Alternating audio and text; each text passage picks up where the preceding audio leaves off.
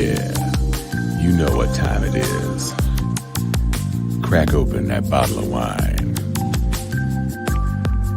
Grab your favorite glass, pour a couple of fingers of scotch in it. Get that stick, light it, and blow. It's time to hang with Steel Sharpened Steel after dark.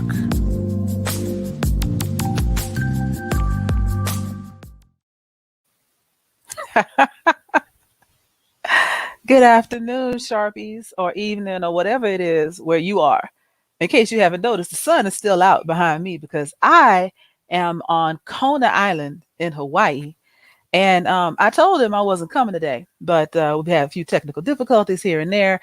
And I was free and in between drinks. And I thought, you know what? Screw it. Why not show up, see what my people are doing? And none of them are here. And one of the beautiful things about having a real vacation is nothing bothers you much. I'm not even sure if y'all can see me, but I don't really care because soon as we finish this, I'm going back down to the ocean and get some more sun. I'm excited to actually have a suntan for the first time since 2019. But hopefully some of my co-hosts will join me soon. Let me take my shades off so I can at least pretend to try. But I'm on vacation. You know how when your job calls you on your day off to ask you to come in and do something on your day off, and you just act a whole ass the whole time you're at work because you're mad because you had to come in on your day off. Yes, I am loving life.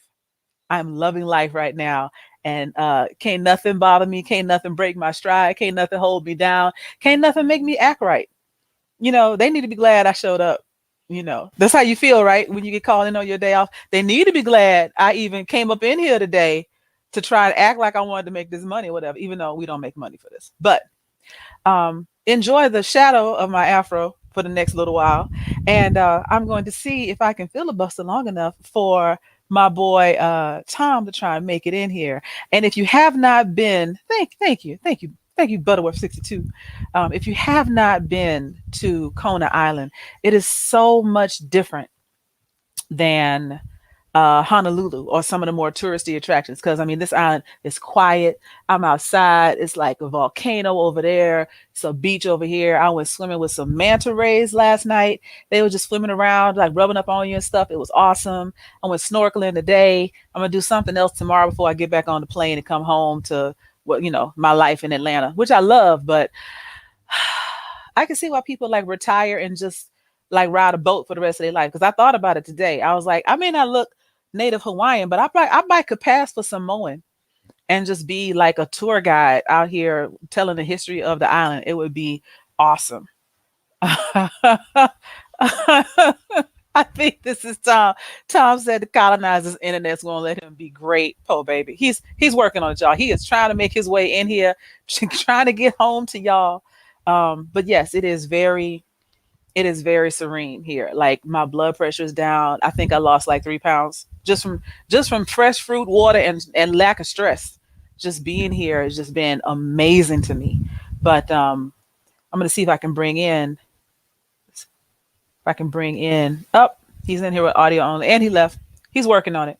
So I'm going to tell you all a story that I heard today, and this is what helped me understand that maybe I could be a tour guide out here in Kona Island.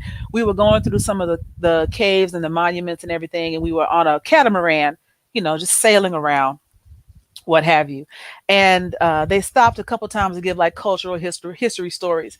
And this one young man was telling the story. The first lady told a very gentle story of how, this person had come and the coffee plantation and how they planted it. It didn't yield anything for a number of years and blah, blah, blah. And then people came and worked the land. And I'm listening to it. I'm thinking, so what you're really saying is the white man came and like erased all of the natural agriculture, made the land barren, couldn't get it to grow anything. And then the natives had to come in and help show him how to grow some stuff. And then he did and paid them for the work. That's what I'm hearing. But she told it a very nice way. Today, however, one young man was giving a story about Captain Cook, not Hook, but Cook. Captain Cook, who came to the island of Hawaii. He was one of the first people like really map out the entire globe, as it were, and a very famous cartographer, etc. And not take nothing of that from him. However, when he got to Hawaii, he wasn't even supposed to be here. He was on a humbug. He was supposed to be up there in Antarctica or something, like mapping that out. They discovered it was too icy. They're like, whatever, let's go look at the rest of the Pacific, see what's happening. Come to Hawaii. He happens to show up around about the time they're in this little bay having like a party. It was like their Burning Man, right? That's what he said. They're having like their own version of Burning Man out there in the ocean, on the beach and everything. People from villages all around are coming to celebrate the annual festival to their god Loa. And Loa, hypothetically, one day, prophecy says, will arrive on clouds of brown and white and blah, blah, blah, and he will have gifts for the people. And it just so happened during this festival, here comes this English ship around the channel, brown and white sails. You know what happened next. Everybody's like, oh no, it's Loa. Our God, he's here. And so they asked Captain Cook, Englishman, are you our God? And he said, yes, I am. I am your God. Wouldn't you know? And so they treating him like, giving him all the food, all the gifts, all the drink, all of whatever he wanted, helped him repair his boat, resupplied his ship and everything. And so he leaves. But before he leaves, one of the men on his ship comes down with malaria. And instead of burying him correctly, like they couldn't find any land that wasn't like rocky and hard to bury him. So they just threw him in some marshland and threw him in there. It turns out that marshland was the fresh water supply for that side of the island. So his gift to the Hawaii people was to poison their fresh water supply with malaria.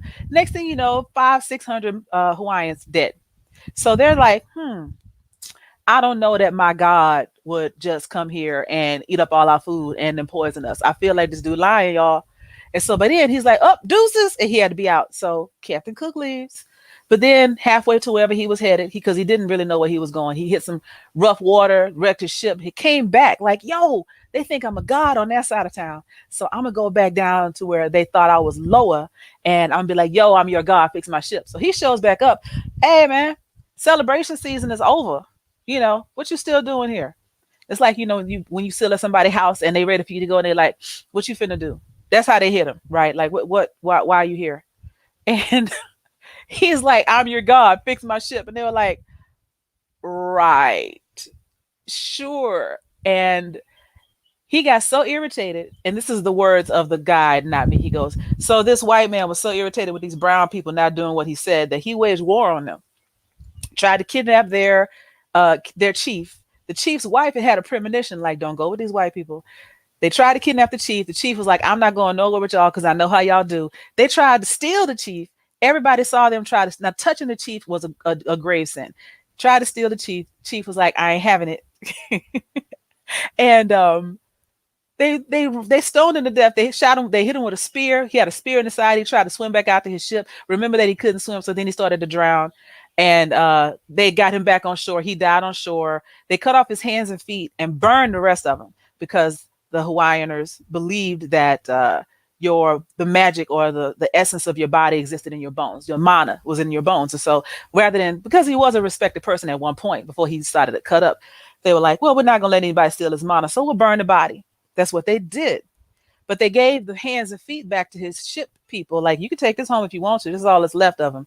So it spread the rumor that the Hawaiians were cannibals and they had eaten Captain Cook. That is not true. So if you ever hear anybody say that Captain Cook came down to Hawaii and was eaten by the natives, that is a bold-faced lie. They never ate him. They never did anything with him. Hey, Tom, I'm going to let you in a minute. And there he is. And hello, Joy. Of the day. Hey, you just missed my story of Hawaii. I'm sorry. You going ahead with your story while I finish getting set up. I am not quite set up. Thank you, Oh, sir. yeah.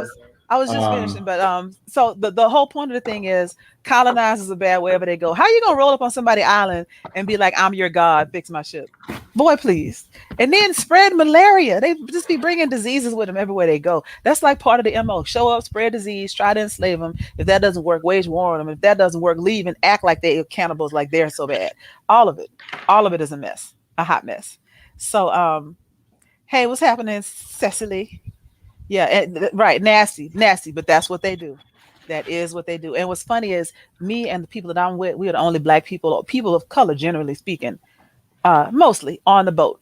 The only ones that's going to like amen him when he's talking. So as this guy is going through his story, he said at one point, so this white man is mad that these brown people are listening to him. And what did he do? We were like, war. Like, yeah, that's right. He waged war. Like we were answering the questions. And he's like, yep. And then they came in and they took everything. We're like, uh-huh. Just talking mad shit with him back and forth on this boat. I had the time of my life. And I'm excited to see that even here in Hawaii, they are trying their best to uphold the truth. It was like Hawaiian version of critical race theory, right? Like, or what people are calling critical race theory.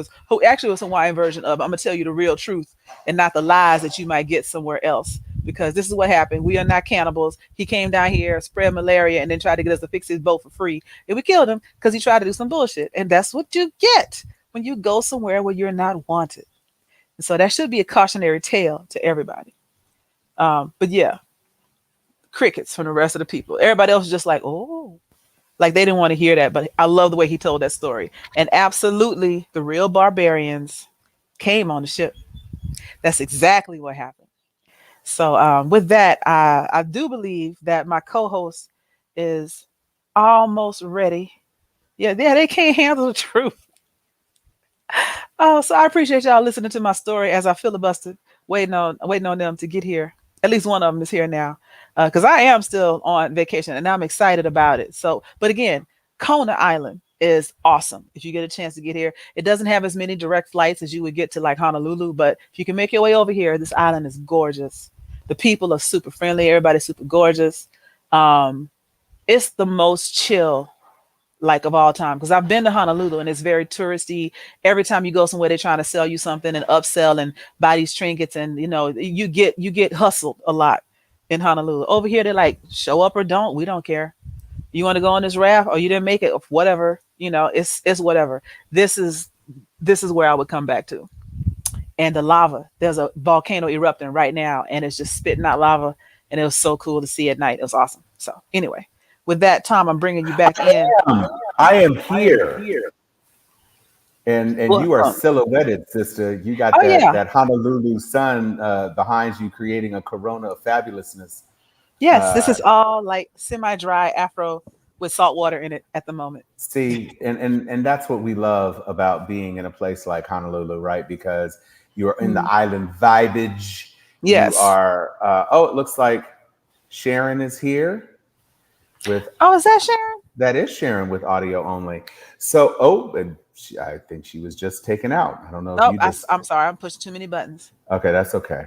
So, I am happy. I know that you have been entertaining the people with stories about, not entertaining, I guess, about, so colonialism and postmodern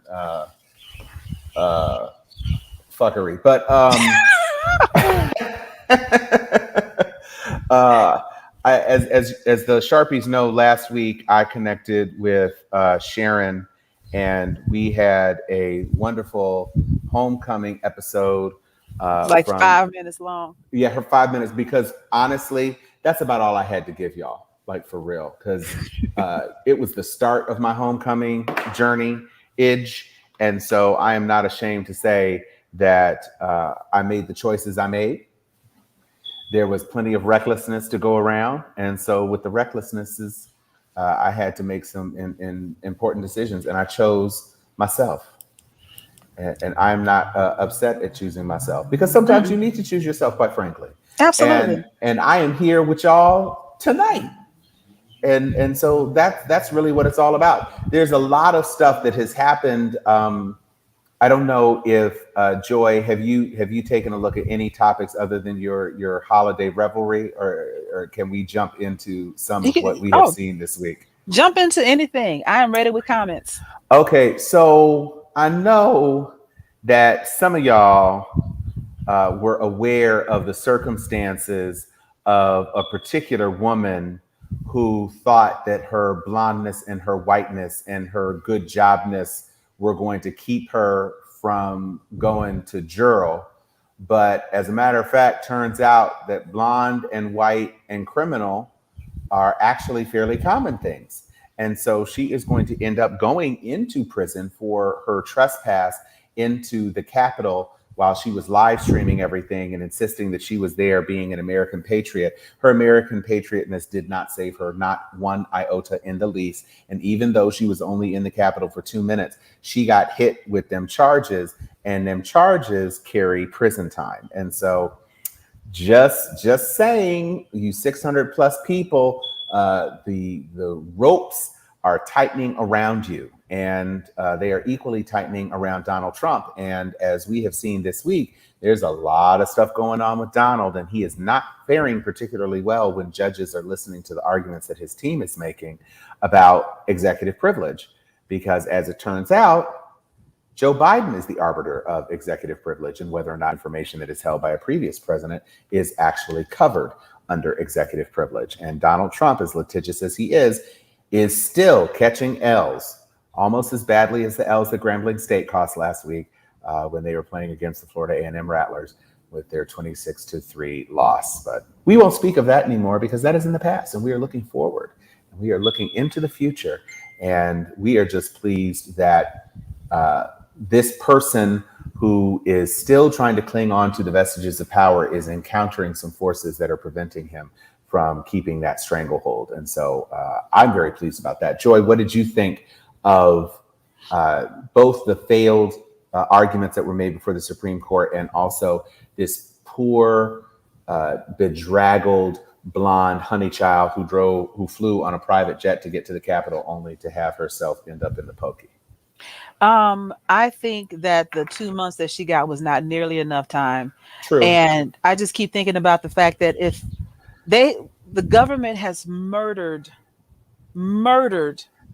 Black and brown people on the suspicion that they might one day attempt to galvanize people to do something, to even overthrow a city block, let alone the actual federal government. This Fred woman was Hampton. involved in an out and out coup, as said on camera. Nothing's gonna happen to me because I'm blonde and white with a good job, and nothing did. Until dun, dun, dun. Right, but 2 months, man, there's people out here getting 2 months for like fleeing the scene of an accident. True. So essentially she got community service as far as I'm concerned. I'm interested to see where they put her for 2 months. Are they gonna put her in some high, low risk, high end facility, some club fed, or are they gonna put her in gym pop? Because I would like to see her at least do her time in general population with the rest of the people that they don't care about. Oh, I mean, it's probably going to be some Litchfield prison ish, I would imagine. But I'm not actually technically mad at Litchfield because honestly, I just want to see her with a record. I want to see her. Martha Stewart served a lot more time just for a soft financial crime of just trying to be more rich than she was. And so I don't understand why, well, I do understand because they're not trying to criminalize what has grown into or morphed into a political expression of speech. But instead, what we have is another manifestation of 6F privilege. And there's no indication that is going anywhere because let's just take a look at the Ahmaud Arbery jury. Right. But, CJ's got a point. Like, they suspended some kids for planning a standard protest, just a regular, we want to do a protest against racism and against what we're seeing in our schools and everything. And they got expelled, like kicked out of school altogether. We're going to have trouble getting into college, et cetera, et cetera. That's going to follow them because that's how it usually happens. This chick, like she said, got a vacation. And I'm wondering, like, was that even a felony that she was accused of, or did they knock it down? The unlawfully occupying, basically, I wasn't supposed to be there. So I don't think that's a felony. Right. So she doesn't She even have a didn't get felony on her record. So she can go right back to work if her right. That's job is so true. inclined. You know, Right. That's true. You're she right. maintains her voting rights. She doesn't lose anything. True. But Right. let my cousin get caught with 2 joints in his pocket and he loses Right. everything. Right. So yeah, that's the kind of thing that aggravates me. Well, as it should. It should aggravate us all because the injustice that we are seeing made manifest, on the daily, really, in our society, is such that you can't be, just like James Baldwin said, to be of uh, moderate intelligence in this Right. To country. be a black person and even semi-conscious in this country is being a state of rage all the Rage time. all the time, and so that's kind of where we bees at, just by Hmm. being in these American states. Yep. And I mean, I guess we lost Sharon. We tried to let Yeah. her in, and I didn't realize that was her. I thought that was you. Like I didn't recognize her. oh, the SLH. Yeah, and I thought that was like one of your other channels or whatever. So I thought that was you trying to get your screen and stuff together. So I was just waiting on you to come back, and that was her the whole time. And so she Yes, it left. was. So we lost Sharon. I'm gonna go on mute because That's stuff happened. loud. Somebody's trying to steal some coconuts. One of the things that also popped out in the world today was the astonishing victories of Black politicians and Black LGBTQ politicians in these off-year elections, but also the not completely unexpected, but certainly unwelcome defeat of the Terry McAuliffe, the candidate for governor in Virginia. Now, we did manage to hold on to the governorship in New Jersey, which was a bit of a surprise. But Cecily, she ain't banning nobody. But the Terry McAuliffe loss was bitter because it is not something that's happened in that state since 2009. They haven't had a Republican candidate to win statewide office since 2009. And so it is being seen in some capacities as a harbinger of the fates of the Democratic Party as we head into 2022. It's hard to make the argument that it is not. I mean, it certainly wasn't welcome news or good news. It is difficult to say, well, is this definitely the death knell? But the victories that we did see somewhat unexpectedly in New Jersey, and certainly there was going to be a Democratic a Democratic mayor in New York City, but it's the second Black mayor in New York City and a former cop. So absent the car alarm of the person who is clearly ignoring their investment in Yo, it stops like every couple of seconds, and then I try and turn my mic on, and it starts all over again. So I'm gonna try and talk over it. So, but let's also not forget that when you talk about all these elections, the Republican Party has gerrymandered this country to Right. within an inch of its life. So it doesn't Yes. matter how much public support you get, how many Lincoln Project videos go out, how much general what do you call it, desire for change there is, until you change the districts so that the districts become more purple, if you will, than solid red, you're going to get the same thing over and over. It doesn't care. They have made it so that it doesn't matter what you do. You have to have Right. overwhelming, I'm talking 3-1 Democratic support to get a Democratic person elected in a red state. And Right. that just is what it is. Right. And that's, we talk about things like fairness and how things get run in this country. And the bottom line is that starting as far back as 2010, the GOP made it a priority to gain control of these opportunities for redistricting. It was a huge priority for them. And it bore fruit for them when the 2010 midterms wrest control of the Senate to Republican control. And they immediately started to stymie President Obama's administration and his agenda. So this has been a mission. They started that all the way back in the days of Clinton and decided that this was going to be something for them to do. and they were able to bring it online. They had the 8 years of Bush, and so they weren't really pressed about it. But then by the time the tides were changing, they definitely kicked it into overdrive and made sure that in that census year, they were doing everything that they needed to do in order to be in control of the state houses that were going to be in charge of redistricting, and making sure that they had the proper forces in place for that redistricting to be manifest. And the only thing that has helped us maintain even a shred of God damn it. equanimity in these proceedings is that some states are engaging in politically neutral redistricting efforts, and it doesn't address the largest imbalance, which is there are so many states that are so loosely populated that the GOP is almost assured of maintaining control ad infinitum. And so with those as a bulwark against progressive identities, you've got these, what is it, like 40 senator votes that are basically unchanging for the GOP. So you're always battling over these little, the little 10 in the middle, or the 15 or 16 in the middle. And given the advantages, and given that the Democrat, or the party in presidential power, tends to lose support in the House and the Senate in the midterm elections, it just makes it a very tough climb. And already we've seen with the Build Back Better bill, the infrastructure bill, that has been whittled away piece after piece to go from a truly progressive agenda in total to what it has now become, which is compromise city, a lot of the progressive agenda items being stripped out. Governor Joe Manchin, Senator Joe Manchin of a small state, granting essentially veto power to the representatives, the senators from states that represent a tiny fraction in comparison to the parts of the country that have Democratic senators. You have this permanent minority with veto power over the majority party.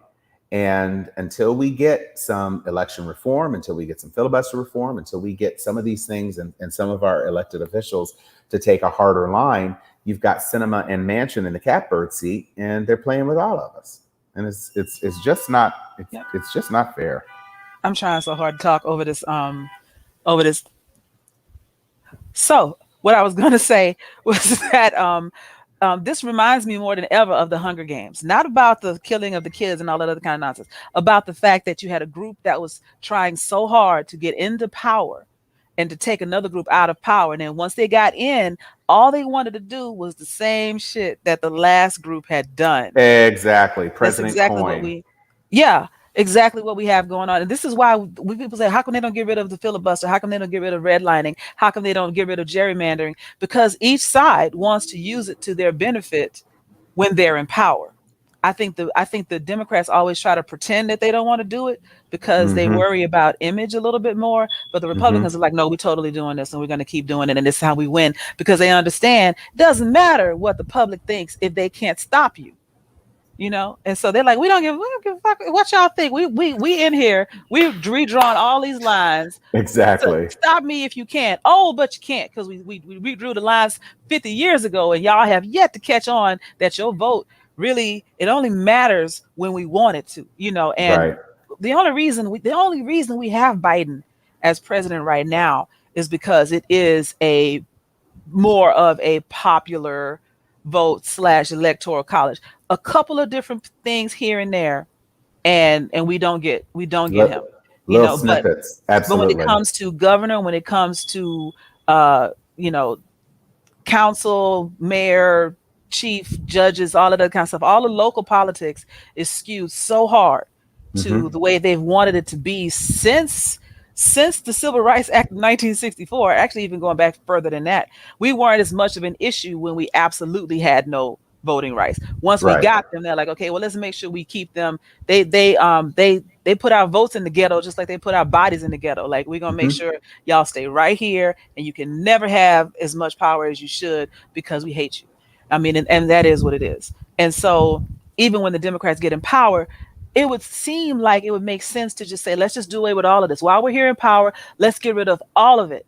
and make everything super fair. But that desire to stay in power, even of people that say they want to do well, they will sacrifice all of their voters, all of their goodwill, all of their electorate in order to stay in power if they think it will help them. And so that's why they welch on their deals. That's why they go Mm-hmm. back on their word. That's why they never fulfill those campaign promises, because it was all lies. They just wanted to get in power. Now that they got in power, got their hookup, got their money, got their whatever guard, whatever, they don't really care.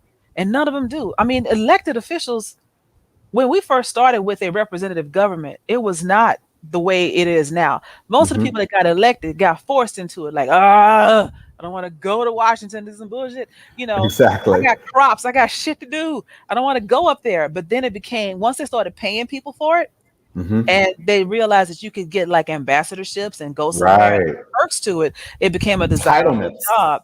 And now all the perks and all the entitlement, and it's one of the myriad ways to gain like generational wealth in this country is to be an elected politician and have a dynasty get started as a politician, as we've seen with the Kennedys, with the Bushes, with the Cuomos, even.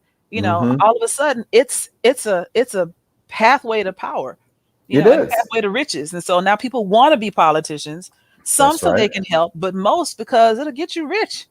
And damn the little people. They're just a means to an end. And we always will be. And not just us, even the poor white people that don't know any better. Even the middle class white people who don't know any better. Anybody who thinks that the government as it stands in today's world really, really cares about the little guy Mm-hmm. is sorely misguided. The only way they care is when they think not caring will get them kicked out of office, which Right. is the only reason the Democrats and the Republicans don't look the same, is because the Democrats have created this, cake out of crumbs mentality of picking up all these different little people who have their own causes and putting them under the Democratic hood so that they have Well, enough wait, people to wait. vote. Come on, metaphor. Because hood is a good way to put it. Hmm. Especially when you have people like James Carville coming out and saying that the party became too woke.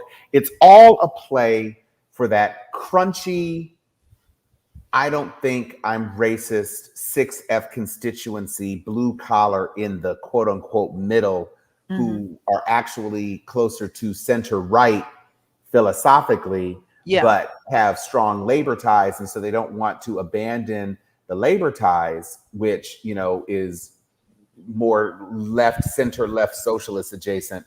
And so that constituency is still very much in play because they are drawn to things like the cult of personality of Trump, and they are drawn to the jingoistic America First messages because their jobs are American jobs that need to be protected.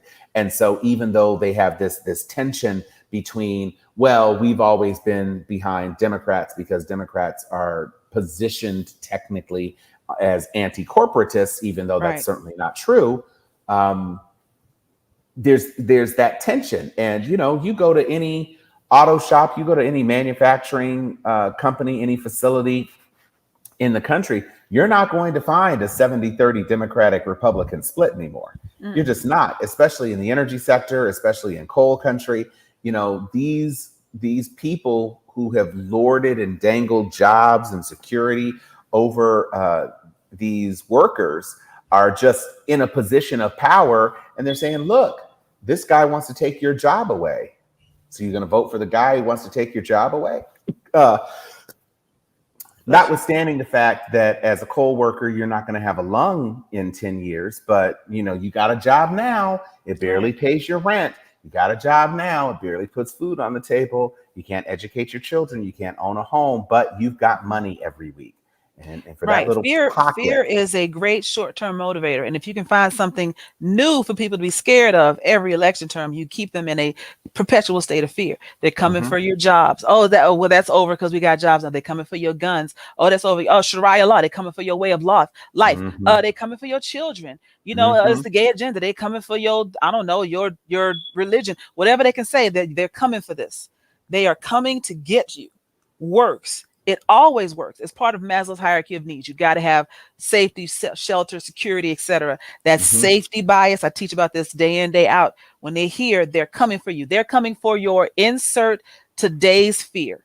And they Exactly. use that over and over again. They're teaching your kids to hate themselves. They're coming for your children to turn them against you. That's how they got this whole CRT thing started. And meanwhile, the Democrats over there and their elitist academic attitude does get them in trouble a lot. Like, oh, Hmm. who would believe that? Jackass, half of America believes it because you haven't done Exactly. anything to, to To say to the counter it. contrary until it was way too late. And then they're like, oh, we should probably do something about it. Nah, you missed your chance, jackass. I say that, I mean, they are a donkey, so it's not like I'm wrong, right? So But you're not wrong. over and over again, we get Pick your played like this branding. if you're branding. But somebody asked me, like, why do majority people of like black people vote Democrat? And we said this before on this show. I'm not necessarily a Democrat. I'm in a what's going to keep me alive longer party. Which group Well, today has my best interest at heart, at least on paper, the most? And that's where my vote and goes. and I saw a meme on Facebook that really kind of drew that into stark contrast. Basically, the underlying message of the meme is that I'm not voting for my best friend. Right. I'm voting for a person that can advance the agenda that I hope to see enacted. And sometimes the calculations can be trickier, Mm-hmm. but on balance, the big ticket Democratic areas of focus haven't changed in a while. And so, especially as it pertains on hot button issues like reproductive rights, especially as it pertains to issues centered on at least the idea of family in terms of supporting Mm. uh, family leave and supporting some other sorts of things. All of that is in general kind of like a basic fundamental precept of the Democratic Party. And so those alliances and those areas of alignment on sociological issues, especially also economic bread and butter issues, have kind of kept certain pockets of constituencies somewhat together. But you bring a charismatic person in, you bring a celebrity in, like Ronald Reagan was perhaps the first one to really be transformative in terms of, I don't even know if he really even believed his ideology as much as he believed that he thought it could get him into power. Exactly Um, that. You know what? If everybody that's watching, I don't always endorse other shows, but if you watch Drunk History, oh my it'll teach you God. some things. They did an episode about Nancy. Really, you seriously? They did an episode about Nancy Reagan and how she was the backbone behind all of his ideas, moving Right, him from being honestly a little bit more central to being Republican because she knew that's the way things were going to go to get right. him elected, and how he was just along for the ride for the most part. I mean, he wasn't exactly uh, a liberal bastion of integrity when he was governor of California, but you certainly could see the guiding hand. And he was a guy who could read his lines with conviction. And Yep. he had, just like Charlton Heston, when Charlton transformed from an actor that nobody wanted to watch anymore into a firebrand for NRA and my cold dead Yeah. hands and all We that still quote BS. that. People don't even Oh, realize that that was him that said that that half the was him time. that said that.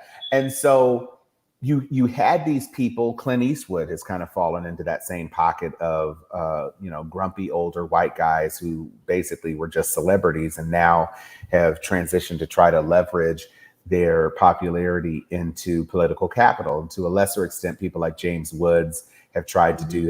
that. People like Gary Sinise have tried to do that. People like Kelsey Grammer have tried to do that. Yep. But the even Buffy the Vampire Slayer with her silly self, I can't remember her uh, name. it'll come to me. Buffy. Yeah, Buffy. not Michelle, not Sarah Michelle Gellar. The Christy Swanson Oh. Oh, from is the movie. from the Oh movie. yeah. Yeah, she flipped out and kind of lost her natural Uh, as mind. But mm. it is what it is in terms of what we're getting from Hollywood right now, and uh, they have seen that charisma works. How else would Sarah Palin have been advanced to be within a heartbeat away from the presidency if not for pure celebrity? And she convinced you, you'll never convince me otherwise. She is the person who convinced Trump that he could win. Wait, who was that? Sarah Palin. Oh, yeah. because when he saw that that bubbleheaded idiot almost got into the White House, he was like, "Well, I'm much better than her. Plus, I have a small penis." I'm gonna tell So, you. You know what though? I'm gonna tell you who really. There's two black people that I blame for Trump. One of them is Obama, and one of them is Beyonce. Now I'm mm, explaining myself. okay, explain, please. Okay, so I blame Obama for this because he was on, I think either Jimmy, who does, is it Jimmy Kimmel that does mean tweets off the internet? Yes, yes. He was reading mean tweets, and he was just being cool ass President Obama. And he said he read a tweet from Trump before 2016 elections and everything, right? Before even the campaign trail got serious. And Trump's tweet said Obama will go down as the worst president in history. And Say what? Obama clapped back on television on Jimmy Kimmel and said, "At least I'll go down as president." Right? Ooh, and he saw that, and I think that is the moment that Trump was like, "I'm gonna run for real," because how dare this N word tell me about being Yes. president? And I feel like that galvanized him to actually seriously put his name in the hat. I feel like that's that moment. Now, how did he get elected? So right before the election, Country Music Awards happens, and Hmm. Beyonce rolls her fabulous ass up on the country music awards. That is like the last bastion of white music. Like, never mind that they stole country music black with that one. We're even gonna get into that Wow. tonight. Come on now. But country music is why is their thing now. They got it. We let them have it. It's all cool. She comes up there singing "My Daddy Says Shoot," her country Yep. song off her Lemonade album, and they had a motherfucking fit about it. How did Beyonce get into the Country Music Awards? What is this? Why? Who? Where? And this was like, I promise you, it was like October 31st and November 1st. It was right before the election. And I feel like they all got up and was like, no, hell no. This is all we had left was country music. And this little darky is in here singing about her daddy told her to shoot. Hell no. And they all went out and voted. So between You those two said, things, "Hell no." yep, between those two things, that's how he got elected. Though I guarantee you, they got him at least 2 percentage points. Well, James Comey dropping the investigation bullshit didn't Right, exactly. I Comey. mean, I Yeah, think there were he plenty got of played. people. I think there were plenty of people who were willing to go into the box and vote for Hillary Clinton despite their enormous dislike of her.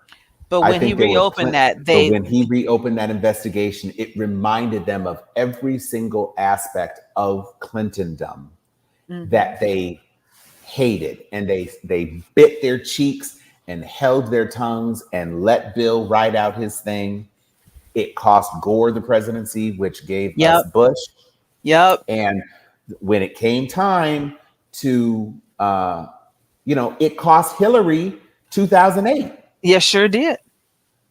They were willing to try Obama, a relatively untested senator, against the shadow president and first lady of a time of great prosperity, albeit tinged with scandal in Hmm. American history.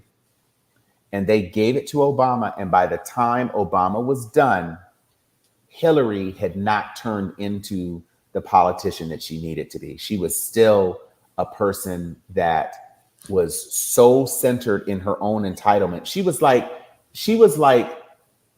kaiju Karen. Like she she emerged from the ocean just like Mecca, elect me Mecca Mothra prime Karen. exterminator. Exactly. Just Mecha Gojira. Uh she was Mecha Karen. And people were like, nah, son, Yeah. I'd rather have a person who is a lying asshole who actually believes his lies than a person who just thinks she can do whatever the hell she wants. I mean, let's also not forget about the ever present menace of old white men. There was no way old white men as a constituency. And Mm-hmm. I know there are exceptions to this very broad stereotype that I'm painting here. I get that. But old white men were not going to let somebody who was not an old white man run this country for 4 more years. They already had Obama for 8. There Right. was no way. There was No, they no way need. they were going to let Hillary be president. Her best chance, honestly, was Trump because he was such a joke at the time. I Right. mean, he did everything he could. I feel like even he might have leaked some of those things about himself, trying not to get elected. He did everything he He could, didn't want to but be president. he did not want to be. He nobody was more upset than him that he actually became president, because he just wanted to have a platform to expand and mouth off. He wanted actually what he has now, which is to try to start his own app and maybe have Right. a channel and maybe do a blog or whatever. He didn't want to be president and have to do all that work. But if Bernie had won that primary, I really do believe Bernie would have made it all the way to the White House in He definitely 2012. No, he definitely 16. Mhm. he definitely could have. But But I mean, he now fit the bill. Even with all of his like going too far from a liberal standpoint, because he was still trying to give college away for free. People wasn't feeling that. But if it would have been him versus Trump, I think he could have beat Trump, man, I mano a do. mano. I think he I could have do. beat Trump. Yeah. I Um, mean, frankly, as but quietly as Hillary this got, against anybody else on the Republican, what do they call it? The Republican Hunger Games, and they had like 30 people going up oh for my it. God. Any one of them, if there were a man, would have beaten Hillary. Any one of them, because there was no way it was going to not be a white man back on that throne once again. If Hillary had realized that when she lost to a black dude, Right? it was curtains for her, Right? Joe Biden would have beat the tar off of Trump. Yep. If imagine Joe Biden 4 years younger riding off of being Obama's dude. That's what was supposed to happen. Unfortunately, tragedy took him out of it. The tragedy didn't take him out of it. The Clinton machine took him out of it, because her concession was, okay, I'm not going to push, but when your 8 years are done, it's me. Clear the decks. Don't, and Bernie wasn't with it, but Right. Biden wasn't going to go against the Democratic Clinton machine. I And so, thought that the death of his son was one of the reasons he didn't run, or did they just use that as an I excuse? mean, you can listen. At the end of the day, if she had imploded and hadn't gotten super delegates and all of that, and resulting in the shift that ultimately changed how the Democrats kind of do things, if she had not been anointed, he would have gotten over Bo. Biden's an opportunist. Yeah. I mean, the stuff is what the stuff is, but I think he would have made it. I think Jill would have knuckled under. I think the other kids would have pulled together. Maybe Hunter would have been a little bit more of a problem, but you put Hunter against 3 scandalous ass Trumps, I just don't see it. I don't see that it would have been a problem. I just don't. And Jermaine, we all know that when they say "Make America Great Again," we know that's what they really mean. Oh no, absolutely. Mm-hmm. So I think before we shut down, we need to touch back on an issue that is critical, and that is Ahmaud Arbery. Yes. I've been following a podcast from the Atlanta Journal-Constitution. It's one of my favorite podcasts, and they kind of got a little bit of a hometowny kind of host sound, and he's been on a bunch of different cases. And so when the Ahmaud Arbery case first came to everybody's attention, he immediately jumped on it just from the perspective of the tragedy. And then as it began to morph, and months later, we actually got indictments, and then we got the additional stuff against Jackie and everything else.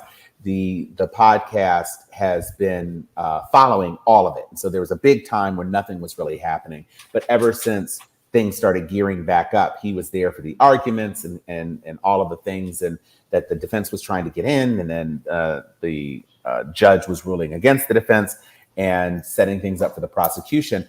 But one of the things that concerned me is that on the peremptory strikes front, because there are 3 defendants, the judge allowed them to have twice as many strikes as the prosecution. So the prosecution got 12 and they got 24 that they could divvy up among the 3 people. And so what you ended up having is that What has been impaneled is a jury of 11 white people and one black person Right. in a case that is emotionally and extremely racially charged. And although the defense said, oh, we can come up with an excuse for every single one of these black jurors, the prosecution's position was is that, well, but I mean, everybody said that they had feelings about the case. Everybody said that they were concerned about the outcome of the case. Everybody said that they felt a way or didn't feel a way, Mhm. but none of them said that they couldn't be impartial.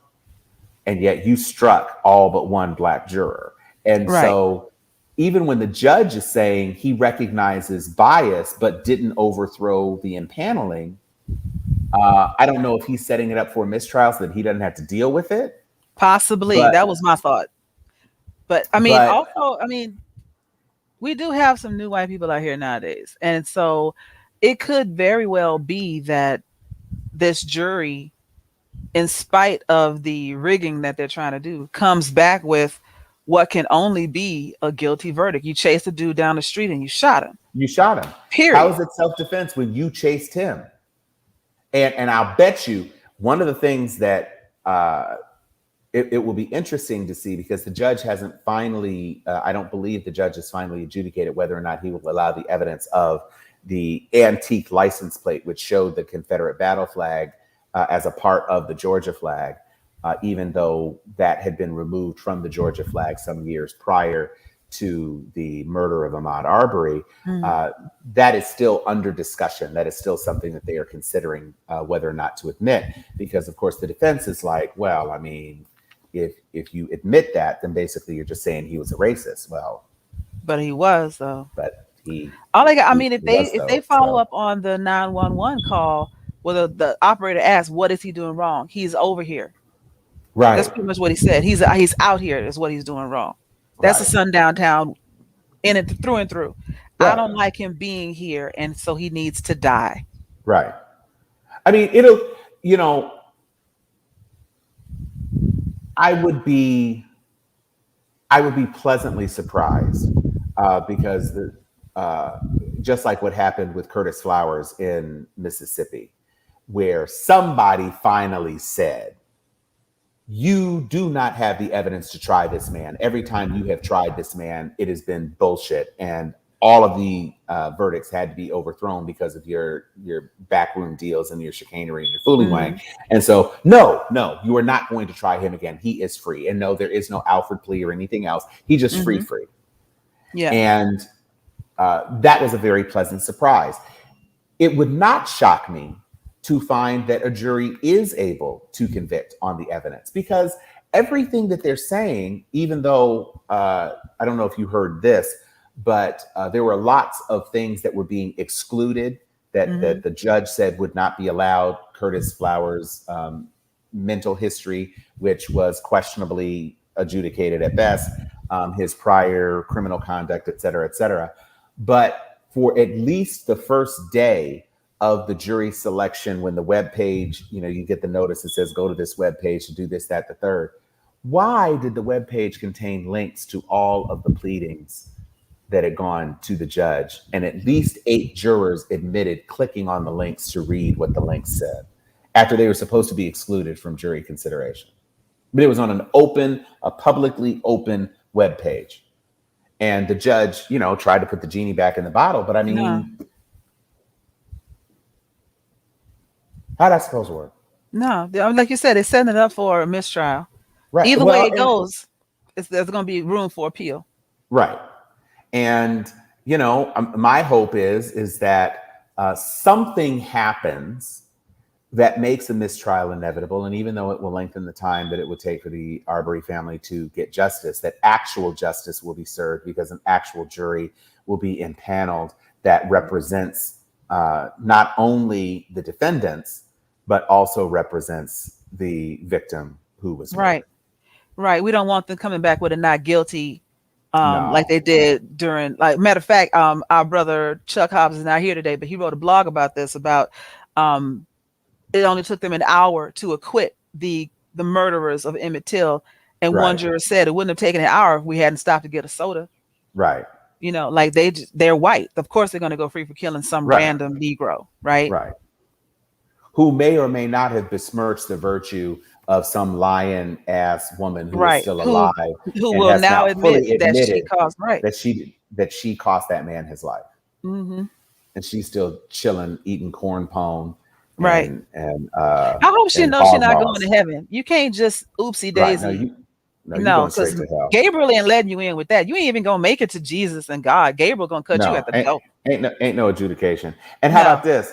We already seen what happened in Candyman. So right? straight to hell. You're going straight to hell, girl. Straight to hell. Do not Straight. pass go. Do Wave at not Trump on your collect. way down.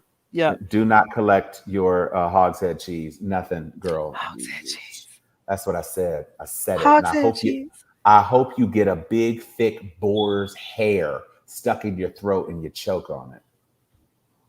You That's scandalous nasty, ass Tom. heifer. No, it isn't. That's It's gross. not no nastier than that man having No, that fan wrapped around his body to weigh him down. to So weigh his him. body Yes. his physicality was destroyed, and his mother had nothing except that grotesque deformation of the son that she bore to represent at his Mm. funeral. No, I hope she chokes on it. I hope she chokes on some Chick-fil-A lemonade Very and possible. a crispy But, you know, Krispy Kreme donut. Jermaine makes a good point. Like this trial is way out of their league because they're using Oh racist yeah, status quo while the nation is watching. Yeah. So not gonna one way or work, bro. another, yeah, And they federal charges, FBI charges, denial of da da da da. Ain't no double jeopardy federal versus state. And so do. even that milk model, Jackie, was it Jackie Lacey, the DA Mm, who mm. got voted out of office behind. Oh, I forgot. You said milk model. I forgot all about that. Yeah. Yeah, no, Because she was she covering for him. Yeah. right, covering for her homeboy, Yep. her scandalous ass, and now you've lost your job. Okay, sis, get yourself ready. You Right. and the blonde white Capitol rioter, both of y'all think you got your Serenity. Mhm. Serenity now. You think you have that shield? The shield is falling, sis. Somebody catch that as a I need that as a gift or as a ringtone. Serenity now is Serenity now. that's going to be a saying. Okay, so we're gonna do a 3, 2, 1, and one of the Sharpies. You just isolate this from the broadcast, okay? So I'm not gonna say the one. So everybody, just be quiet. 3, 2. Serenity now. Here's another one. Serenity now. One more. Serenity now. Yep, Okay, that's the one. I'm gonna find this when we finish this recording. I'm gonna try and snip that out, and that's gonna be our commercial for Steel Sharp and Steel. yeah, From now on. Serenity now. There it is. Mhm. Do That you and have postmodern fuckery. Yes. postmodern fuckery? I will say this. I don't know how many of you all listen to The Read, but The Read is one of my favorite podcasts. I listen each and every week, and they do a segment at the top of their show called Black Excellence. And this week, their Black Excellence was about FAMU, and it comes on the heels of the epic return of FAMU Homecoming. So I just want to say, there is a CEO of a cosmetics concern, and that CEO is a rattler. And he decided that he was going to champion a business competition. FAMU's School of Business and Industry is the initial school that I attended when I landed in Tallahassee and made my way to the highest of 7 hills. And so he created this competition, and the team that won was able to incorporate their strategies into the marketing of this new product line. And so the product line is available in Target and all these major retail outlets, Walgreens, different drugstores across the entire country. And as a consequence of their participation in this competition, they're like getting internships with the company, and he has also endowed $100,000 scholarship at Florida A&M. So Rattlers Awesome. they're going to keep striking. They are always going to be doing things that are representing for their students. My own chapter, the Alpha Z chapter, Kappa Alpha Psi, made their second donation through the Alpha Z Gives campaign, bringing our total to more than $400,000 over the Nice. last since our first donation.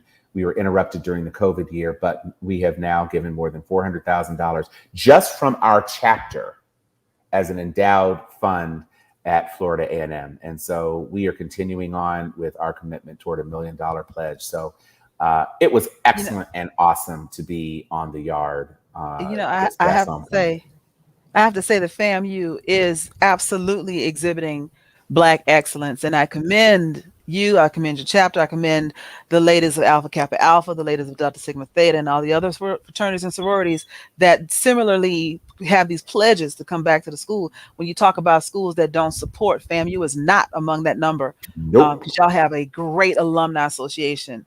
And y'all, similar to Spelman, we have contests of who can give the most. The bragging Right. rights are tied to dollars, Right. which group Absolutely. balled out the hardest at homecoming, et cetera, et cetera. You know who's not exceeding in Black excellence at this moment, though? Oh. Howard. Howard, what you doing over there? Ain't you? Ooh, wrong. What is happening? Yeah, Felicia Rashad, talk to us, baby. What's happening over there yeah, at HU? I don't know Yo, what's happening over round to the you know, Bisons. you know what this feels like from an HBCU standpoint is when you see your cousins getting whooped in the kitchen and you just like like looking around the corner like, oh shit, I'm so glad I'm not in there. Like, woo, cousin Yeah, Howard getting his ass kicked in the kitchen. kick. For those of y'all that don't know, but for those of y'all who don't know, Howard University has recently, because I mean they always up to something. I mean, protests on college campuses is nothing new, is nothing different. Howsomever, protesting. Oh, you gonna leave me up here by myself? Protesting I'm just because giving you. I'm just giving you some space. I'm about to turn off this fan. okay, protesting because of horrible living arrangements is what has been happening recently at Howard University. The students have staged a number of sit-ins, takeovers, verbal, physical protests, etc., because their housing conditions are. It's not just subpar.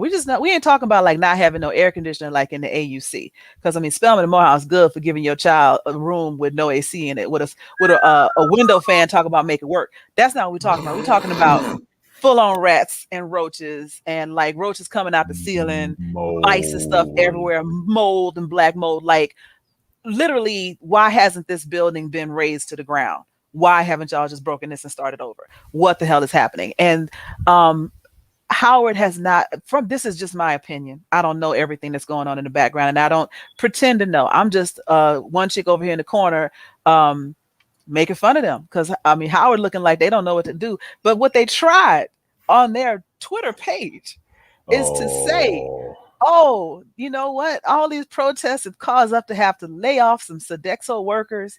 Sorry about that, but you know the students have been protesting, and so we had to fire some folks. And what? So everybody lost their shit under the comments because first of all, you collect a room and board at the beginning of the year. You already got Advance. all the money you was gonna get from the students. Advance. Yes, because we had to pay that money up front. I remember how that went. So you saying you had to fire somebody because of some protests? Why? Because you should have had the money to pay them. To pay And them. yeah, exactly. They tried it. They really tried it. And the Thank you, dragging. Anthony Turner.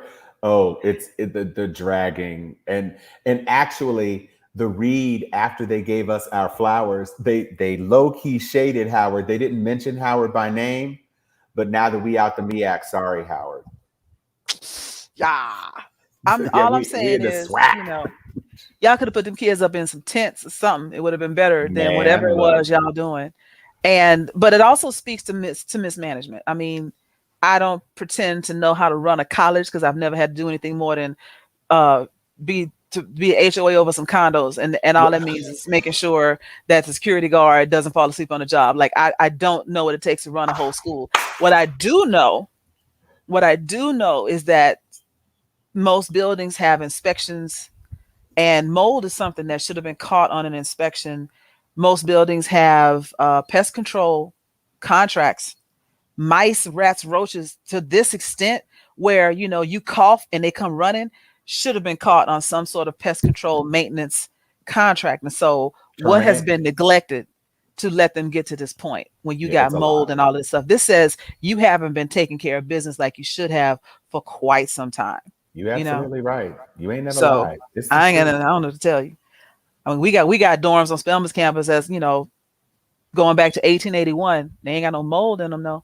And if they ever did, it was corrected, So that's my thing is when you caught the problems, why did you let it get so bad to where people who with no forensic eye, it's not like they're breaking down walls and finding it in the Mm-mm. walls. It's in the rooms, which means it's been Right. in the walls for years. So the fuck? I'm just saying. I am happy for the students at Howard that their concerns are being addressed at this point.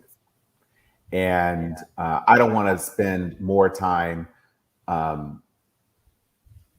getting in Howard's business because we are at a moment when our institutions can benefit from support. Yep. And we need our best and brightest to be encouraged to flourish. And so for those of you who may be considering that you don't want to move to Washington, D.C., FAMU has space and very beautiful new dorms. My line brother's son is in these baller ass dorms, and I could not even believe it. I said, "Oh, if we only had this when I was in Paddyfoot." So our beloved HBCUs have different challenges, but what they will not have is a dearth of opportunities for young students of Right. all races, creeds, and colors to find a place where they can be welcomed and they can be academically supported and Right. have an excellent and outstanding educational experience and mold free. I mean, they In may have Florida. had, mold in the rooms and, rats and roaches, but nobody called you an N-word, not Well, unless it's said out of love, and nobody tried to have you arrested for trying to go to class. So well, that so there's still that. stands, Yeah. you know? And so that's still an important message. So with that, Joy, do you have anything else before we sign off today? This is a tidy little hour. And I Yes. thank you for carrying the weight of my lack of internetage for the first segment. I definitely appreciate that. And we apologize, Sharon. I tried to get you in, and when I got you in, you was gone. But Yeah. we And thank you I for apologize for sharing because I did not realize I was so busy in my little story about the Hawaiian Captain Cook story. I didn't even realize that she was there. I just thought that, like I said, I thought that was you with right technical trying to difficulties. get I was like, in. okay, you struggling. I'll keep filibustering. And I was specifically like, okay, I'm just gonna wait till I finish my story. And as soon as I finish my story, she was like, bloop. So Sharon, we apologize for not letting you in. And for all the Sharpies that were looking for Sharon tonight, it is our fault that she is not here because she was trying to get in and we didn't check the door fast enough. So It is my fault. did I do It that? is my fault. Yes, Joy, you did. It is my fault. Yeah, exactly. But we thank you, everybody. We are going to be back more regularly. So thank you so much for spending this time with us. And with that, I am Tom Cunningham, and I survived FAMU Homecoming 2021. Wow! And I am Joy Stevens, and aloha. I mean, we out here. We out here, y'all. We fixing to be out here. Hold on, let me do the wait, thing. you want me to do it? What? I'll do it. I You got need to it. take You the part. got it? Okay, you do it. Yeah, you know what time it is. Crack open that bottle of wine. Grab your favorite glass, pour a couple of fingers of scotch in it.